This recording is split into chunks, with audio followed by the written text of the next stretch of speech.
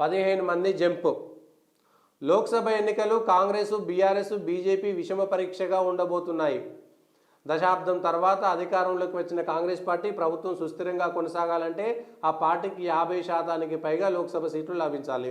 17 అంటే 16, ఒక 8 స్థానాలు మినిమం రావాలి, 9 స్థానాలు రావాలి వాళ్ళకి. కాంగ్రెస్కు ప్రత్యామ్నాయంగా ఎదగాలంటే ఇప్పుడు ప్రధాన ప్రతిపక్ష స్థానాన్ని కొట్టేయాలని చూస్తున్న భారతీయ జనతా పార్టీ తన ఆకాంక్ష నెరవేరాలంటే కనీసం 5-6 స్థానాలు గెలుచుకోవాలి. 3 నెలల క్రితం అధికారాన్ని కోల్పోయిన భారత రాష్ట్ర సమితిది మరీ విచిత్రమైన పరిస్థితి. లోక్సభ ఎన్నికల్లో కనీసం 2-3 స్థానాలైనా గెలుచుకొని సగంపై అయిన స్థానాల్లో ద్వితీయ స్థానంలో నిలబడని పక్షంలో ఆ పార్టీ మనుగడకే ప్రశ్నార్థకం అవుతుంది. ఆల్రెడీ అయిపోయింది. మనుగడ లేకనే ఆఖరికి బీఎస్పీ తోటి ఎప్పుడైతే పొత్తు పెట్టుకున్నారో బీఆర్ఎస్ పార్టీ ప్రజలకు ఒక సంకేతం వెళ్ళిపోయింది. బీఆర్ఎస్ బలహీన పడింది అనేటువంటి అంశం. 10 సంవత్సరాలు అధికారంలో ఉండి 10 సంవత్సరాలు పెత్తనం చేసి 10 సంవత్సరాల పాటు పరిపాలనలో ఉన్నటువంటి వాళ్ళు ఇతర పార్టీలను చీము నెత్తురు లేకుండా ఉండేటువంటి విధంగా తిట్టారు. ఇతర పార్టీలను గుండు పిన్నీస్ల పార్టీలని, పిన్నీస్ల పార్టీలని, తోక పార్టీలు అనేటువంటి విమర్శించినటువంటి వాళ్ళు అవసరాల కోసం ఆ తోక పార్టీలు వీళ్ళతో కూడా జతగట్టినాయి. సో ఇప్పుడు కూడా అదే పరిస్థితి. సొంతంగా మునుగోడు ఉప ఎన్నికల సందర్భంలోనే వాళ్ళు సిపిఐ కలిసిపోతే మళ్ళీ వెరైటీగా అదే లెఫ్ట్ పార్టీలు కాంగ్రెస్ పార్టీతో జతగట్టినాయి. వెరైటీ అదే జరుగుతుంది. రాజకీయాలకు సంబంధించినటువంటిది వరకు ప్రధాన పోటీ కాంగ్రెస్ బీజేపీ మధ్యనే కేంద్రీకృతమైందన్న అభిప్రాయం బలంగా వ్యాపించడం వల్ల బీఆర్ఎస్ శ్రేణులు మనోస్థైర్యం సన్నగిల్లుస్తుంది. సిట్టింగ్ ఎంపీలు కొందరితో పాటు మాజీ ఎంపీలు సైతం పార్టీ వదిలి బీజేపీలో చేరుతున్నారు. ఎన్నికల వరకు ఎమ్మెల్యేలందరూ ఐక్యంగా పార్టీకి అండగా ఉంటారా ఉండరా అన్న సందేహాలు కూడా మొదలయ్యాయి. ఇప్పటికే పలువురు ఎమ్మెల్యేలు కాంగ్రెస్ ముఖ్యులతో టచ్లోకి వెళ్లారు. బీఆర్ఎస్ ఎమ్మెల్యేలను తమ వైపు తిప్పుకునే విషయంలో ఇంతకాలం విముఖంగా ఉన్న ముఖ్యమంత్రి రేవంత్ రెడ్డి తాజాగా మనసు మార్చుకున్నట్టు తెలిసింది. లోక్సభ ఎన్నికల తర్వాత ప్రభుత్వం సుస్థిరంగా ఉండాలంటే పార్టీ బలాన్ని పెంచుకోవాల్సిన అవసరాన్ని ఆయన గుర్తించారు. 64 స్థానాల్లో ఉన్నది 60 మ్యాజిక్ ఫిగరు. ఒక 8-9 మంది కాంగ్రెస్ నుంచి జంప్ అయిపోతే ఆ పార్టీ పరిస్థితి ఏంటి అనేటువంటిది ప్రశ్న. నిజానికి సుస్థిరమైనటువంటి ప్రభుత్వమే మెజార్టీ మార్కు దాటిన తర్వాత.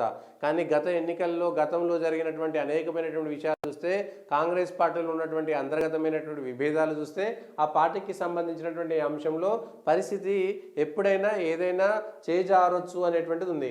తాజా సమాచారం ప్రకారం జంట నగరాలు, రంగారెడ్డి జిల్లాల నుంచి గెలిచిన బీఆర్ఎస్ ఎమ్మెల్యేలతో అత్యధికులు కాంగ్రెస్ పార్టీతో టచ్లోకి వెళ్లారు. చేరికలకు తలుపులు తెరిస్తే గ్రేటర్ హైదరాబాద్లో బీఆర్ఎస్కు ఒక్క ఎమ్మెల్యే కూడా మిగలకపోవచ్చునని అంటున్నారు. ప్రస్తుతానికి 2 మినహా మిగతా వారంతా కాంగ్రెస్లో చేరడానికి సుముఖత వ్యక్తం చేశారు. ప్రస్తుతం సమాచారం ప్రకారం 15 మందికి పైగా ఎమ్మెల్యేలు కాంగ్రెస్లో చేరిపోవడానికి సిద్ధంగా ఉన్నారు. లోక్సభ ఎన్నికల్లోపై ఈ చేరికలు జరిగిపోతే భారత రాష్ట్ర సమితికి కోలుకోలేని దెబ్బ. అయితే కాంగ్రెస్ పార్టీ లోక్సభ ఎన్నికల్లో బీఆర్ఎస్ ఎమ్మెల్యేలను న్యూట్రల్గా ఉంచేటువంటి ప్రయత్నం చేస్తున్నది. ఇటు అటు కాంగ్రెస్లో చేరితే అదొక సమస్య. మెజారిటీ 23 మంది ఎమ్మెల్యేలు, 26 మంది ఎమ్మెల్యేలు వస్తేనే 3 వంతులు 39లో ఇప్పుడు 38 అయింది. ఆ 38లో 24 మంది ఎమ్మెల్యేలు వస్తే బీఆర్ఎస్కు సంబంధించినటువంటి ప్రతిపక్ష హోదా పోతున్నది. ఈ డిఫమేషన్కి సంబంధించినటువంటి ఈ అంశాలు ఏవి కూడా రావు. కాబట్టి 15 మంది ఎమ్మెల్యేలు కాదు, చాలామంది ఇప్పటికే టచ్లో ఉన్నారు. రేవంత్ రెడ్డిని కలిసినటువంటి టీఆర్ఎస్ ఎమ్మెల్యేలంతా కూడా కాంగ్రెస్లో చేరడానికి ఇండైరెక్ట్గా మద్దతు తెలపడం కోసమే వెళ్ళారనేటువంటి ఒక చర్చ. సో దానికి సంబంధించినంత వరకు కూడా ఇదే జరుగుతుంది.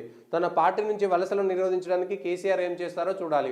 లోక్సభ ఎన్నికల్లో కనీసం 10 స్థానాలను హస్తగతం చేసుకోవాలని కాంగ్రెస్ పార్టీ లక్ష్యంగా పెట్టుకుంది. ఇందుకోసం రేవంత్ రెడ్డి వ్యూహాన్ని సిద్ధం చేస్తున్నారు. గత ఎన్నికల్లో 4 సీట్లు గెలుచుకున్న బీజేపీ ఇప్పుడు అంతకంటే ఎక్కువ సీట్లు నెగ్గడం కోసం పావులు కదుపుతోంది.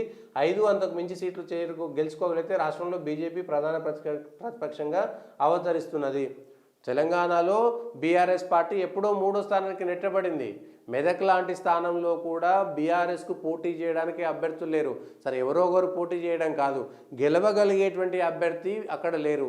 కేసీఆర్ కుటుంబం నుంచి ఎవరైనా పోటీ చేస్తే కూడా గెలుస్తారా లేదా అన్నది ఇప్పుడు ఒక చర్చ జరిగింది. ఎందుకంటే కామారెడ్డిలో స్వయంగా కేసీఆర్ ఓడిపోయిన తర్వాత ఇంకెవరు ఓడిపోతారు, కేసీఆర్ ఓడిపోతారు అనేటువంటిది ఆశ్చర్యం వ్యక్తం చేసేటువంటి చర్చ లేనేలేదు. సో కేసీఆర్ కూడా ఓడిపోవచ్చు, కేటీఆర్ ఓడిపోవచ్చు, హరీష్ రావు కూడా ఓడిపోవచ్చు. రేపు మెదక్ నుంచి కవిత లాంటి వాళ్ళు ఎవరు పోటీ, కవిత నిజామాబాద్లో ఓడిపోయిన తర్వాత, కామారెడ్డిలో కేసీఆర్ ఓడిపోయిన తర్వాత వాళ్ళు ఓడిపోరు అనేటువంటి చర్చ లేదు ఇక. సో నరేంద్ర మోడీ హవా ఒకటి ఉన్నది. తెలంగాణలో పోయినసారి 4 సీట్లు వచ్చినాయి, ఈసారి బీజేపీ అంతకంటే ఎక్కువ వచ్చే అవకాశం ఉంది. 4-5 స్థానాలు వస్తాయా? కాంగ్రెస్ 8, బీజేపీ 8, 16 స్థానాల్లో గెలుచుకుంటాయి. ఒకటి మజ్లిస్ గెలుచుకుంటుంది అనేటువంటి ప్రచారం కూడా సాగుతున్నది. సో ఈ 8 గెలుచుకుంటే చెరిసగం అయిపోతే కాంగ్రెస్ వర్సెస్ బీజేపీగా ఉండేటువంటి అవకాశం ఉన్నది. కాంగ్రెస్కు తక్కువ స్థానాలు రావాలని భారతీయ జనతా పార్టీ కోరుకుంటుంది. బీఆర్ఎస్ ఈ లెక్కన ఇటు కాంగ్రెస్ 8, ఇటు బీజేపీ 8 గెలిచిందనుకోండి, 38 మంది ఎమ్మెల్యేలో 5-6 తప్ప అందరూ కాంగ్రెస్ వైపు లేదా బీజేపీ వైపు న్యూట్రల్గానే ఉంటారు. అసలు ఆ బీఆర్ఎస్ ఆఫీస్ వైపు కేసీఆర్ వైపు వెళ్ళేటువంటి పరిస్థితి కూడా ఉండదు. గెలిచిన ఎమ్మెల్యేలు, ఓడిన ఎమ్మెల్యేలు తమ భవిష్యత్తు కోసం కాంగ్రెస్ బీజేపీలోకి వెళితే తెలంగాణలో కూడా 2 జాతీయ పార్టీల మధ్య పోటీగా ఉండేటువంటి అవకాశం ఉన్నది. సరే 2009లో చంద్రబాబు కేసీఆర్ పరిస్థితి ఎట్లా ఉండింది? ఆయన ఓడిపోయిన తర్వాత ఒక్క ఉదుటున లేచాడంటే అప్పుడు రాజశేఖర రెడ్డి చచ్చిపోయింది కాబట్టి అప్పుడు ఉన్నటువంటి పరిస్థితులకు వచ్చింది.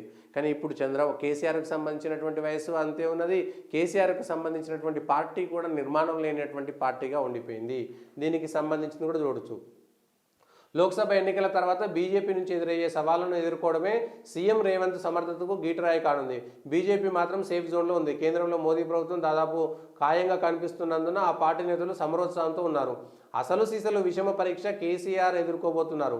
ఉద్యమ సమయంలో అధికారంలో ఉన్న 9.5 ఏళ్లలో అపర చాణక్యుడిగా, రాజకీయ గండరగండడుగా పేరొందిన కేసీఆర్ ఇప్పుడు లోక్సభ ఎన్నికల తర్వాత పార్టీని నిలబెట్టుకోగలరా లేదా అన్న పరీక్షకు ఎదుర్కోబోతున్నారు.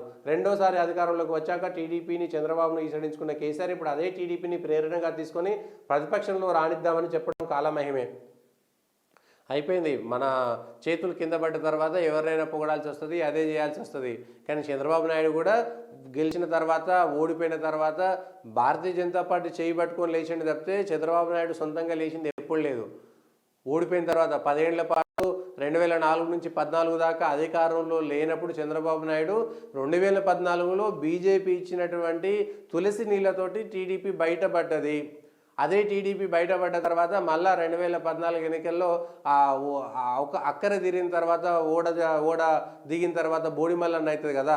ఓడలు ఉన్నంతసేపు ఓడ మల్లన్న, ఓడ దిగిన తర్వాత బోడి మల్లన్న అని మోడీని బోడి మల్లన్న అని తిట్టిరు. సరే బీజేపీ నాయకుల కంటే ఇంకేమీ లేదు, వాళ్ళ సిద్ధాంతాలు అవన్నీ చెప్పుకుంటే ఎవరైనా సిగ్గుచేటు అవన్నీ లేవు కాబట్టి మళ్ళీ తెలుగుదేశం పార్టీతోటి జతకట్టాల్సినటువంటి పరిస్థితి. ఎవరైనా చంద్రబాబు నాయుడు మాటలు నిజంగా వినుంటే రాజకీయాల్లో ఇవన్నీ అవసరమే, సాధ్యమే అనుకుంటే ఇక అట్లాంటప్పుడు భారతీయ జనతా పార్టీ ప్రత్యేకమైనటువంటి పార్టీని చెప్పుకోవాల్సినటువంటి అవసరం లేదు అనేటువంటిది ఉంది.